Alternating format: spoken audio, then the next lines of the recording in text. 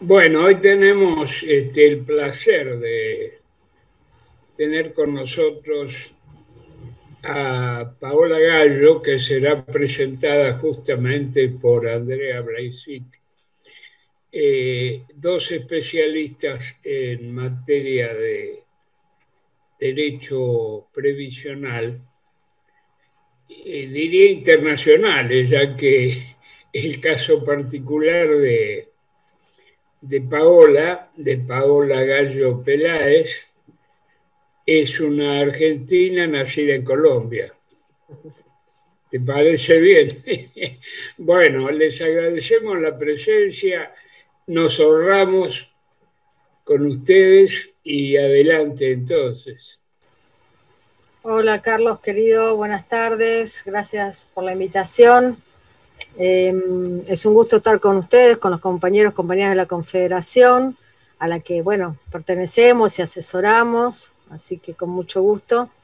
Bueno, mi nombre es Andrea Blajusic, ciertamente somos abogadas también previsionalistas y en ese sentido asesoramos a la Confederación y a otros compañeros, pero bueno, también somos militantes de derechos humanos y militantes de la paz y de la solidaridad entre los pueblos. Por lo tanto, es que junto con Paola Gallo presidimos el movimiento por la paz, la soberanía y la solidaridad entre los pueblos, el Mopasol, y desde allí es que estamos muy activas en este momento en el trabajo de solidaridad con el pueblo colombiano y trabajando por la paz en Colombia. Así que es un gusto presentar a mi amiga, compañera de militancia, Paola Gallo Peláez, quien a su vez, aparte de ser copresidenta del Mopasol, también es presidenta del EFAC, el Espacio de la Fraternidad Argentino-Cubana, espacio que también viene trabajando activamente por la solidaridad con Colombia. Recientemente se hizo un hermoso festival Somos Antídoto en solidaridad con Colombia, que les invito a ver en las redes del EFAC. Y también nosotros desde el Mopasol estamos realizando un foro informativo y de denuncia por Colombia, que lo hacemos todos los viernes a las 3 de la tarde, y también está disponible para verlo ahora o luego a través del Facebook y del YouTube nuestro, del Mopasol con 2S. Así que invitadas, invitados, aparte de lo que Paola nos va a comentar en el día de hoy, para seguir el tema colombiano, lo van a poder seguir por esas vías. Bueno, un gusto estar aquí. Para no robarles más tiempo, le dejo la palabra a Paola y después retomamos. Un abrazo. Bueno, queridos compañeros de la Confederación, compañeras de la Confederación, me siento en casa, es nuestra casa. Muchas gracias por esta voz, por este espacio para darle voz a mi pueblo que hoy sufre una feroz represión en manos del Estado terrorista colombiano. Los y las abrazo. Me ha conmovido enormemente la solidaridad de ustedes. Así que, bueno, mi cariño y mi agradecimiento. Bueno, Andy, gracias por la presentación. Enrique, Carlos, gracias infinitas. Para Colombia es muy importante en este momento que podamos hacer este tipo de actividades porque hay un pacto de impunidad. Hay un pacto de impunidad no solamente adentro de Colombia, sino afuera de Colombia. Los grandes medios de comunicación apenas si están empezando a hablar de la catástrofe represiva que ha llevado adelante este Estado colombiano, que no empezó hace 22 días con el paro y movilización del pueblo, empezó hace muchos años, que se sistematizó después de la firma del acuerdo de paz con las FARC y el Estado colombiano, donde han asesinado a más de 1.000 personas, excombatientes, líderes y lideresas sociales, personas del campo, y esa violencia ahora ha salido en las ciudades, en las principales ciudades del país. Esto, por supuesto, tiene explicaciones, pero fundamentalmente yo quiero señalar que esto que le está pasando a Colombia no le está pasando a Colombia. Esto que le está pasando a Colombia le pasa al continente, a nuestra América. Me voy a referir puntualmente a lo siguiente. Esto hace parte de la guerra que Estados Unidos le ha declarado al continente. ¿Cuándo se la declaró? Quienes me han escuchado en otras ocasiones hablando de jubilaciones dicen, ¿qué tiene que ver las jubilaciones con lo que esta mujer está diciendo a nivel continental? Bueno, es que esa guerra que se le declara al continente tiene que ver con posiciones de unidad frente al ejercicio de la soberanía, y el ejercicio de la soberanía tiene todo que ver con el proyecto de seguridad social de un país, de una región. La seguridad social es un proyecto de país que piensa, define, diseña cómo el ahorro de los y las trabajadoras será invertido, gestionado para el bienestar de ese pueblo. Entonces, por supuesto que Estados Unidos tiene un proyecto para ese ahorro nacional, ¿no? Fundamentalmente para los organismos financieros internacionales que representan los intereses de los Estados Unidos, ¿no? O que Estados Unidos representa esos intereses, ¿no? Me refiero puntualmente a que en el año 2005, en el No a la ALCA en Mar del Plata, cuando constituimos algo que puede ser, después de 200 años desde nuestra independencia, de nuestra primera independencia, el momento cúlmine de la diplomacia de los pueblos, donde conseguimos revertir una desventura, que habíamos perdido las soberanías, la conducción del futuro de nuestros pueblos y del disfrute de nuestras riquezas como pueblos.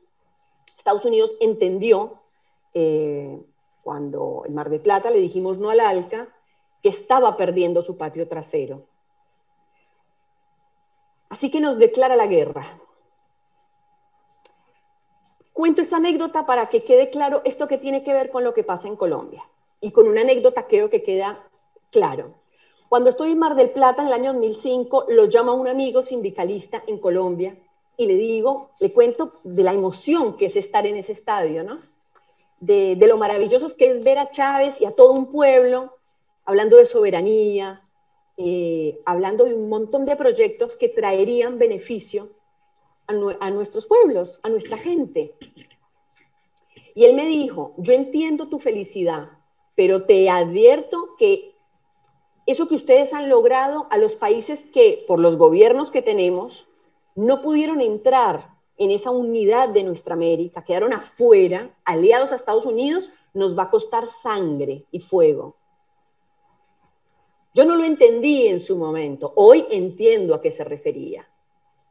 Iban a apretarle el cuello a esos países. ¿Quiénes son esos países? Bueno, esos países son Chile, son Colombia, que son los países que en estos momentos en que sus pueblos sufren de hambre, de indignidad, injustamente, en la manera en la que viven la vida, en la que llevan adelante su trabajo y en la manera en que no ven futuro, han decidido, a pesar de una pandemia, de estar en la ola de una pandemia, salir a las calles a reclamar por otro proyecto de país, otro proyecto de país. Otro proyecto de país que se explica en la seguridad social. Esto que hoy está sucediendo en Colombia tiene que ver con este genocidio, lo voy a nombrar como debe ser nombrado, y que esto es un genocidio en marcha. Tiene una cacería de brujas que empezó hace muchísimos años en nuestro continente, llegó a nosotros de la Edad Media con la conquista, ¿sí? Donde se construyó un enemigo, un tipo de enemigo, ¿sí? En el año 2005, cuando se reconfigura la situación continental, Estados Unidos rápidamente sale a construir el enemigo. Entonces, saca la cuarta flota, que tenía congelada desde la Guerra Fría, Al año 2009 teníamos 76 bases militares en todo el continente y en Miami habían creado el Centro de Cultura Estratégica para América Latina y el Caribe, que lo creó el Comando Sur y la Universidad Internacional de la Florida.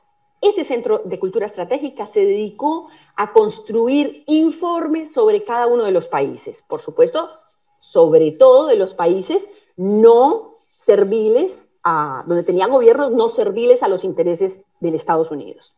Entonces, esos informes lo que hicieron fue construir al enemigo. Y ahí se crea lo que es el castrochavismo, ¿sí? Entonces, en torno a ese enemigo, que se combatió de distintas maneras de acuerdo al tipo de guerra que Estados Unidos pudo llevar adelante. En algunos países donde, por ejemplo, como Venezuela, no pudieron ni con golpe blando, ni con golpe duro, ni con poder judicial y lawfare, ni con intervención extranjera, entonces lo bloquearon. Y lo saquearon y se quedaron con todas sus riquezas que estaban en el extranjero, un país tremendamente rico, y lo saqueó Estados Unidos, y todos los cómplices de la comunidad internacional serviles a Estados Unidos, donde se incluye la comunidad europea, igual que a Cuba, que hace 60 años decidió tomar el destino de su futuro en sus manos, y también, como no pudieron con ningún tipo de golpes, intervenciones extranjeras, porque le ganaron al imperio en absolutamente todos los terrenos, los bloquearon. Bien. Esa es una guerra abierta, porque un bloqueo es una declaración de guerra. Pero en otros países sí pudieron con otras herramientas, otros instrumentos de guerra. ¿A qué me estoy refiriendo? Me estoy refiriendo puntualmente a Argentina, donde se ha llevado adelante el lawfare, la guerra judicial. Y donde una de las víctimas de esa guerra judicial no solamente ha sido Cristina Fernández de Kirchner, Milagros Sala, Alejandra Gils Carbó, sino un hombre como Amado Vudú, por ejemplo, que gracias a él, no se lo voy a contar a ustedes lo saben, pero lo comento por si nos ven de afuera de Argentina, fue la persona que le lleva el proyecto de estatización de los fondos privados de jubilaciones y pensiones al gobierno argentino que encabezaba Cristina Fernández de Kirchner, quien ella misma en su autobiografía ha reconocido que fue la decisión más importante que tomó en su gestión como presidenta, de la cual nosotros no tenemos ninguna duda de que le cambió la vida a este país. Le cambió la vida a este país.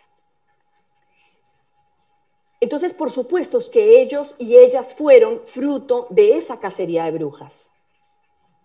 Y lo han padecido. En Bolivia, como tampoco pudieron con guerra judicial, fueron a un golpe clásico, militares y policías y una dictadora, ¿sí? Represión, exilio, torturas. Ni hablar de Honduras al principio, también que a Zelaya se lo llevaron en pijama a una base militar de los Estados Unidos. Ni hablar de Paraguay, que a Lugo le dieron un golpe, como se le dice, institucional, clase. Bueno, Dilma. A Dilma un golpe para poder apoderarse de los recursos del país más importante de la región, y llevaron secuestrado a Lula en nombre de una guerra judicial que ya a estas alturas del partido yo digo secuestro, porque eso no fue detención, porque de eso de jurídico y judicial no tenía nada, eso fue una guerra que tiene hoy a Bolsonaro en la presidencia de Brasil. Muy al servicio de los intereses de las multinacionales, de eso no tenemos ninguna duda. Así sufre el pueblo brasileño. Y a Chile, que ha sido la niña, los gobiernos, por supuesto, pinochetistas, fascistas chilenos, que reivindican la figura de la dictadura chilena en cabeza de Pinochet, y los gobiernos colombianos que, ustedes ya lo saben, pero quizás alguien que nos esté escuchando no lo sabe, tenga confusión. En Colombia nunca gobernó nada parecido al peronismo, ni al socialismo, ni al comunismo. Nunca, jamás en la vida. O sea, ese país que hoy tiene al 42% de su población en la pobreza no es producto del castrochavismo. Es producto del proyecto de los Estados Unidos para nuestra América. Esos son los resultados de ese proyecto. Y para poder entender ese proyecto, podemos ver lo que es la seguridad social en Colombia. Voy a manejar datos de la CEPAL, porque los datos oficiales son ambiguos, no están sistematizados y no hay una entidad en Colombia que se dedique de generar un método que tenga datos abiertos para pensar el sistema de la previsión social en Colombia. Entonces recurrí a los datos de la CEPAL. Yo creo que este es un dato contundente. 1 de cada 4 personas en edad de jubilarse está jubilada en Colombia. 1 de cada 4 personas. La cobertura es de una situación dramática, que el punto de mejor performance ha sido llegar a un 33% de cobertura. Si nos escucha alguien de Colombia, le cuento que en Argentina, gracias a gobiernos que hicieron parte de la Unidad de Nuestra América para el ejercicio de la soberanía de los pueblos, llevó a más del 90% esa cobertura. Entonces, acá podemos comparar los dos modelos en disputa en el continente, ¿no? ¿En nombre de qué hay una guerra en el continente? Bueno, y cuando hablamos de hablar de los recursos que implica el manejo de esa seguridad social, pensando en lo que fue la Alianza del Pacífico en su momento, no en el México de ahora de López Obrador, pero sí en su momento, cuando estaba Macri en el gobierno, teníamos Colombia, Colombia, Chile, Perú, y estaban invitando a Argentina. Y el proyecto para 2020, o sea, para el año pasado, era que si unían el dinero que manejan las AFJP de esos países, podían configurar un coto de casa equivalente al PBI argentino. Entonces, acá lo que está en disputa es todo. Es todo. Es la riqueza de un país, de la importancia de Argentina. Bueno, es el PBI de un pequeño país, de una isla del Caribe. No, de un país como Argentina, de la importancia de Argentina.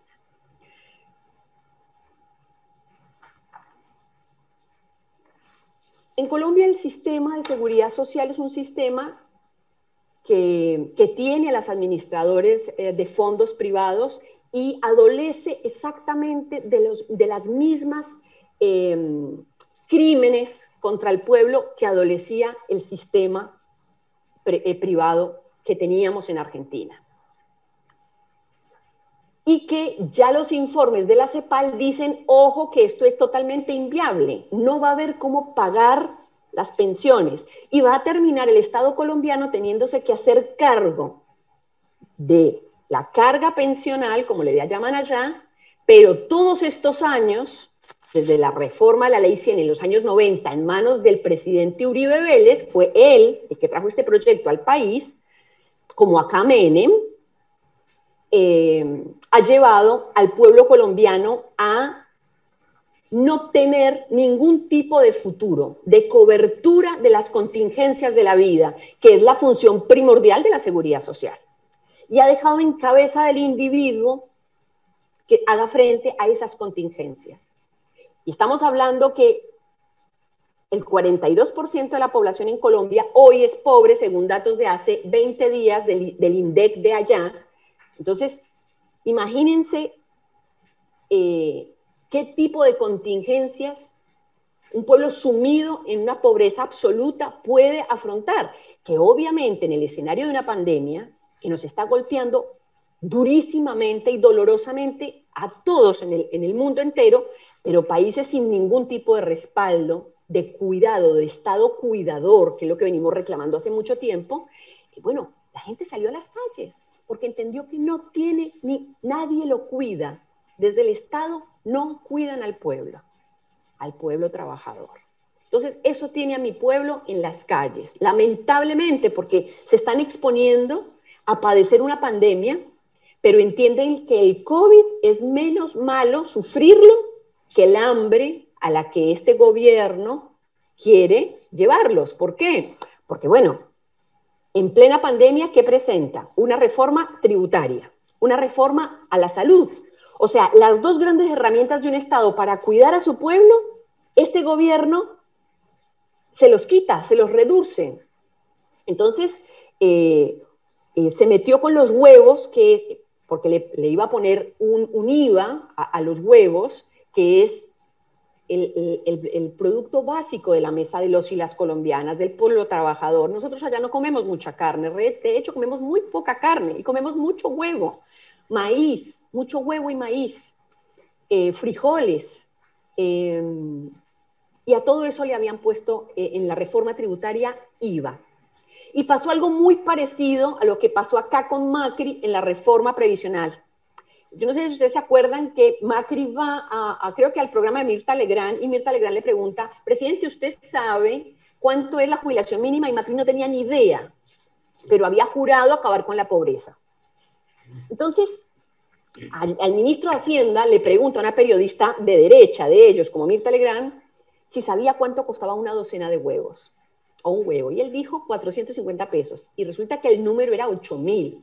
Entonces estamos hablando de una clase política dueña del Estado colombiano hace muchos años, que está totalmente disociada de la realidad de las grandes mayorías empobrecidas, trabajadoras del país. Eso generó una violencia enorme, porque si a alguien le quedaban dudas de que era un gobierno completamente alejado de las necesidades de un pueblo y cercano al sufrimiento al que estamos expuestos todos en esta pandemia, llevó al pueblo a indignarse y salir de las calles, porque entendió que no había interlocutor, que a esa gente no le importa nada, como entendimos con Macri, que tampoco le importa nada a los jubilados, que nunca se sentaron a hacer números a ver si llegaban o no a una canasta mínima. Entonces, ellos dialogan. Bueno, por eso uno ve en sus pronunciamientos, apenas llegó Macri, y esto lo quiero señalar, no me quiero olvidar de esto, que es muy importante, porque lo primero que hicieron los gobiernos de derecha y de las dictaduras que logró Estados Unidos implantar en estos años que le declaró la guerra al continente, ¿qué fue lo primero que hicieron? Atacar UNASUR. ¿Por qué? Porque UNASUR es nuestro proyecto de paz de los pueblos. Y como ellos no vienen a hacer la paz, sino que vienen a coordinar la guerra que nos declararon, tenían que dinamitar UNASUR. Si UNASUR existiese, hoy en mi país no estaba sucediendo las atrocidades que están sucediendo. Desaparecidos, hay más de 500 desaparecidos y desaparecidas. Los asesinatos se cuentan por decenas. 22 días de paro y movilización, 22 violaciones a mujeres. Y ese número y esa relación no es casual. No es casual. ¿Por qué? Porque las mujeres somos la primera línea. Porque las mujeres somos ideas, estamos al frente de todo eso. Hay algo heroico y maravilloso que está sucediendo hoy en mi país. Como son tan jóvenes las personas que están al frente de esas manifestaciones, sus madres están al lado cuidándoles, cocinándoles, ayudándoles a sostener los escudos de lata. Y a mí todo eso me llena de emoción verlo, porque nunca realmente pensé que el pueblo colombiano, que ha sido sometido al terror durante tantos años, y que tenía por todo, por opinar, por disentir, por marchar, por organizarse, hoy parece ser que entendió que hay cosas más importantes que el miedo, porque miedo hay, todos tenemos miedo en Colombia. El que diga que no tiene miedo, creo que no está siendo totalmente franco. Hay muchos motivos para temer, porque hay un Estado terrorista que no nació ahora, es un Estado terrorista de hace mucho tiempo y que lleva adelante una cacería de brujas, como lleva adelante una cacería de brujas en el continente, los Estados Unidos. No quiero hacerla mucho más larga, ya he hablado mucho, les agradezco este espacio, si quieren hacer preguntas, bienvenidas sean, gracias por esta solidaridad. Bueno, muchas gracias, Paola, por la claridad y el panorama regional e histórico que nos hiciste, que hace que se entienda muy bien el contexto en el cual se desató el conflicto actual en Colombia, ¿no?